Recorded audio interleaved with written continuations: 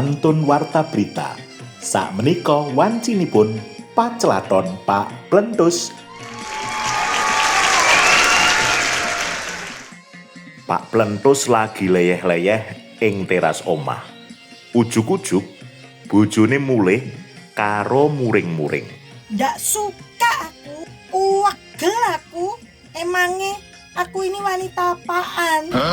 Lho, enek apa ta bune? Teka-teka kok muring-muring ki? Coba to Pak Ne, ke mau ki enek wong njaluk nomor HP ku. Kok ngeyel ram? Lho, kok iso ta bune? Lah nyapa kok njaluk nomor HP-ne sampean? Ngene lho Pak Ne, kae mau aku lak tuku pulsa neng konter ngarep pasar. Aku wis muni tuku pulsa 50.000. Lah kok masih mau njaluk nomor HP ku? Yo ora tak kei no. Walah siluman bergedel. Sampean iki kok ya lucu. Genah dekne njaluk nomor HP kuwi maksude arep diseni pulsa bune. Oh ngono to Pak Ne. Alah mbok,